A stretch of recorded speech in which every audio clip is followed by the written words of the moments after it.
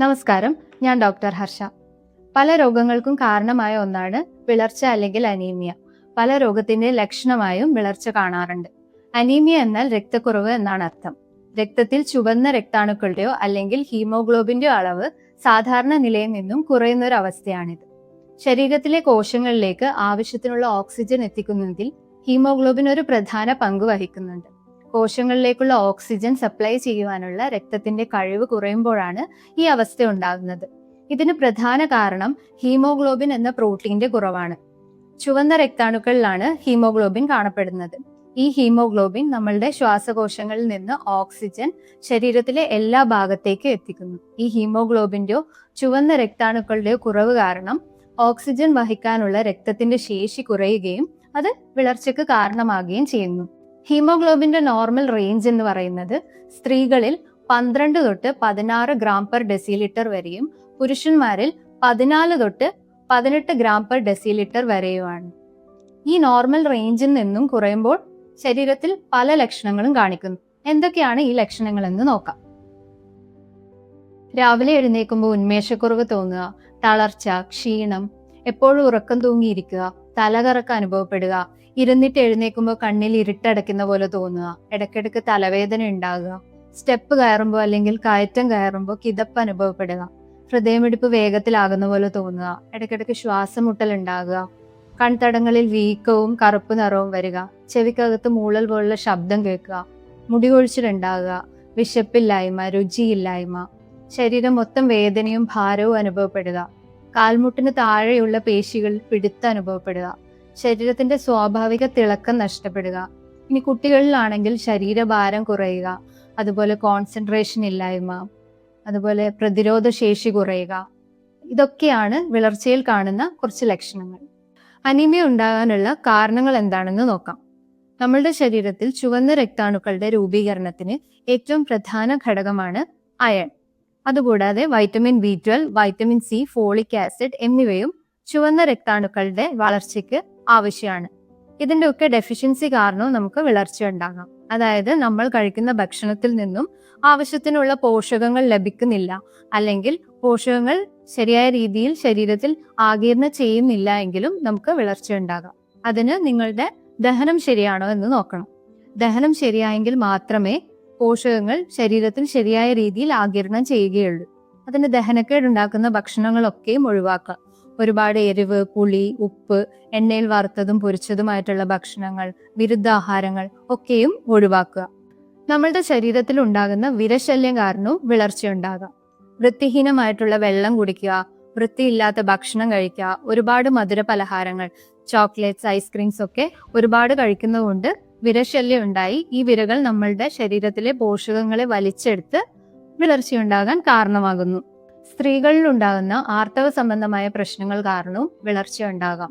Fibroid, PCOD, endometriosis പോലുള്ള കണ്ടീഷൻസിൽ ഉണ്ടാകുന്ന ക്രമം തെറ്റിയിട്ടുള്ള ആർത്തവം, അതായത് മാസത്തിൽ 2 തവണ പീരിയഡ്സ് ആവുക, അല്ലെങ്കിൽ 2-3 ആഴ്ച തുടർച്ചയായി ബ്ലീഡിംഗ് ഉണ്ടാവുക, ഇതൊക്കെയും വിളർച്ചയ്ക്ക് കാരണമാണ്. അൾസറേറ്റീവ് കൊളൈറ്റിസ്, ഡയബറ്റിസ്, വൃക്ക രോഗങ്ങൾ, അതുപോലെ IBS പോലുള്ള രോഗങ്ങളിലും വിളർച്ച ഒരു ലക്ഷണമായി കണ്ടുവരുന്നുണ്ട്. പെപ്റ്റിക് അൾസർ, പൈൽസ് മുതലായ അവസ്ഥകളിൽ ഉണ്ടാകുന്ന രക്തസ്രാവം മൂലവും വിളർച്ചയുണ്ടാകാം. ജനിതകമായിട്ടുള്ള കാരണങ്ങൾ കൊണ്ടും വിളർച്ചയുണ്ടാകാം. ഇതിൽ പ്രധാനപ്പെട്ട ഒന്നാണ് തലസീമിയ. തലസീമിയ എന്നാൽ ഹീമോഗ്ലോബിൻ ഉണ്ടാക്കുവാനുള്ള ശരീരത്തിന്റെ കഴിവിനെ ബാധിക്കുന്ന ഒരു രക്തവൈകല്യം. ഇതുപോലെ മറ്റൊരു അവസ്ഥയാണ് സിഡ്രോബ്ലാസ്റ്റിക് അനീമിയ. ഇതുകൊണ്ടൊക്കെയും വിളർച്ചയുണ്ടാകാം. ഇതൊക്കെയാണ് വിളർച്ച ഉണ്ടാകാനുള്ള കുറച്ച് കാരണങ്ങൾ. ഇനി എന്തൊക്കെ ആഹാരങ്ങൾ നമ്മളുടെ ഡയറ്റിൽ ഉൾപ്പെടുത്തി കഴിഞ്ഞാലാണ് ഇത്തരത്തിൽ ഉണ്ടാകുന്ന വിളർച്ച പരിഹരിക്കാൻ പറ്റുക എന്ന് നോക്കാം. വളരെ സാധാരണമായി കാണുന്ന ഒരു അവസ്ഥയാണ് അയൺ ഡെഫിഷ്യൻസി കൊണ്ടുണ്ടാകുന്ന അനീമിയ. ഇത് പരിഹരിക്കാൻ വേണ്ടി അയൺ അടങ്ങിയിട്ടുള്ള ഭക്ഷണങ്ങൾ ധാരാളമായും നമ്മളുടെ ഡയറ്റിൽ ഉൾപ്പെടുത്തുക. ഇരുമ്പ് 2 തരത്തിലുണ്ട്, ഹീം അയണും നോൺ ഹീം അയണും. നോൺ വെജിറ്റേറിയൻ ഭക്ഷണങ്ങളിൽ ഹീം അയൺ ആണ് കാണപ്പെടുന്നത്. ഇത് നമ്മളുടെ ശരീരത്തിൽ പെട്ടെന്ന് ആഗിരണം ചെയ്യാൻ പറ്റുന്നു. എന്നാൽ നോൺ ഹീം അയൺ വെജിറ്റേറിയൻ ഭക്ഷണങ്ങളിലാണ് കാണുന്നത്. ഇത് ശരീരത്തിൽ പെട്ടെന്ന് ആഗിരണം ചെയ്യാൻ പറ്റുന്നില്ല. അതുകൊണ്ട് തന്നെ വെജിറ്റേറിയൻ ഭക്ഷണങ്ങൾ കഴിക്കുന്നവരെക്കാളും മാംസാഹാരം കഴിക്കുന്നവരിൽ ശരീരത്തിൽ അയണിന്റെ അംശം കൂടുതലായും കാണാം. നോൺ വെജിറ്റേറിയൻ ആഹാരങ്ങളായ ചിക്കൻ, മത്സ്യം, മുട്ട, മട്ടൺ, ബീഫ് പോലുള്ള റെഡ് മീറ്റിലൊക്കെയും ധാരാളം അയൺ അടങ്ങിയിട്ടുണ്ട്. ഇനി വെജിറ്റേറിയൻ ഫുഡ് നോക്കുകയാണെങ്കിൽ ഇലക്കറികൾ, അതായത് മുരിങ്ങയില, ചീര, ചുവപ്പ് ചീരയാണെങ്കിലും പച്ച ചീരയാണെങ്കിലും ധാരാളം അയണും ഫോളേറ്റും ഒക്കെ അടങ്ങിയിട്ടുണ്ട്. അതുകൂടാതെ തഴുതാമയില, ചേമ്പില, കറിവേപ്പിലയിലൊക്കെയും ധാരാളം അയൺ അടങ്ങിയിട്ടുണ്ട്. പയറുവർഗ്ഗങ്ങളിലും ധാരാളം അയണും ഫോളിക് ആസിഡും അടങ്ങിയിട്ടുണ്ട്.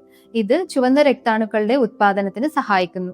ഫ്രൂട്ട്സ് നോക്കുകയാണെങ്കിൽ വാട്ടർമെലൺ, മാതളം, ഇതിലൊക്കെയും ധാരാളം അയണും വൈറ്റമിൻ സിയും അടങ്ങിയിട്ടുണ്ട്. സിട്രസ് ഫ്രൂട്ട്സ് കഴിക്കുന്നതും വളരെ നല്ലതാണ്. സിട്രസ് ഫ്രൂട്ട്സിൽ വൈറ്റമിൻ സി അടങ്ങിയിട്ടുണ്ട്. ഇത് അയൺ അബ്സോർപ്ഷനെ കൂട്ടുന്നു. ഇതുകൂടാതെ apple, beetroot, carrot, ragi, quinoa, വാഴയുടെ കൂമ്പ്, ഇതിലൊക്കെയും ധാരാളം അയൺ അടങ്ങിയിട്ടുണ്ട്.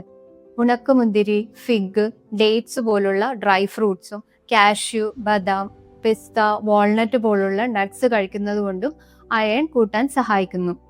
അതുപോലെ സീഡ്സ് ഇനങ്ങളിൽപ്പെട്ട pumpkin seed, sunflower seed, watermelon സീഡ്സിലൊക്കെയും ധാരാളം അയൺ അടങ്ങിയിട്ടുണ്ട്. ഇതൊക്കെയും ഡ്രൈ റോസ്റ്റ് ചെയ്ത് കഴിക്കുന്നതാണ് നല്ലത്. ഇനി ഫ്ലാക്സ് സീഡ്സ് ഒക്കെ കഴിക്കുന്നത് വളരെ നല്ലതാണ്. ഇതിലും ഒരുപാട് അയൺ അടങ്ങിയിട്ടുണ്ട്. ഫ്ലാക്സ് സീഡ്സ് ഒക്കെ കഴിക്കുമ്പോൾ ഡ്രൈ റോസ്റ്റ് ചെയ്ത് പൊടിച്ച് കഴിക്കുന്നതാണ് കുറച്ചുകൂടി നല്ലത്. അയൺ അടങ്ങിയിട്ടുള്ള ഭക്ഷണങ്ങളുടെ കൂടെ ചായയോ കാപ്പിയോ കുടിക്കുന്നത് ഒഴിവാക്കുക. കാരണം ചായയിലും കാപ്പിയിലുള്ള ടാനിൻ അയൺ അബ്സോർപ്ഷനെ കുറക്കുന്നു. എന്നാൽ അയൺ അടങ്ങിയിട്ടുള്ള ഭക്ഷണത്തിന്റെ കൂടെ സിട്രസ് ഫ്രൂട്ട്സ് കഴിക്കുന്നത് വളരെ നല്ലതാണ്. കാരണം സിട്രസ് ഫ്രൂട്ട്സിലെ വൈറ്റമിൻ സി അയൺ അബ്സോർപ്ഷനെ കൂട്ടുന്നു. ഇനി ഇതൊന്നും കൂടാതെ എരിവ്, പുളി, ഉപ്പ്, എണ്ണയിൽ വറുത്തതും പൊരിച്ചതായിട്ടുള്ള ആഹാരങ്ങൾ, വിത്തായിട്ടുള്ള ആഹാരങ്ങൾ, ഫാസ്റ്റ് ഫുഡ്, ഇതൊക്കെയും ഒഴിവാക്കുക. വിശപ്പിനനുസരിച്ച് മിതമായി സമീകൃതമായി ആഹാരം കഴിക്കുക. അനീമിയ ഒരു നിസ്സാരമായ ആരോഗ്യ പ്രശ്നമായി തള്ളിക്കളയരുത്. കാരണം കൃത്യസമയത്ത് രോഗനിർണയം നടത്താതിരിക്കുകയും അതിനുവേണ്ടിയുള്ള ചികിത്സ ലഭിക്കാതെയും വന്നാൽ ഹൃദ്രോഗം പോലുള്ള ഗുരുതരമായ അവസ്ഥകളിലേക്ക് നയിച്ചേക്കാം. വിളർച്ച പരിഹരിക്കാൻ വേണ്ടി ഇന്ന് പലതരത്തിലുള്ള മരുന്നുകളും ലഭ്യമാണ്. എന്നാൽ നിങ്ങൾക്ക് വിളർച്ച ഉണ്ടാകാനുള്ള കാരണം എന്താണെന്ന് കണ്ടെത്തി അതിനുള്ള പരിഹാരം കാണുകയാണ് വേണ്ടത്. അതുകൊണ്ട് തന്നെ വിളർച്ചയുടെ ലക്ഷണങ്ങൾ കാണുകയാണെങ്കിൽ ഒരു ഡോക്ടറെ സമീപിച്ച് ഉചിതമായ ചികിത്സ തേടേണ്ടതാണ്. ആരോഗ്യപരമായ ജീവിത ശൈലിയിലൂടെയും കൃത്യമായ വൈദ്യസഹായത്തിലൂടെയും നമുക്ക് അനീമിയ മറികടക്കാൻ സാധിക്കുന്നതാണ്.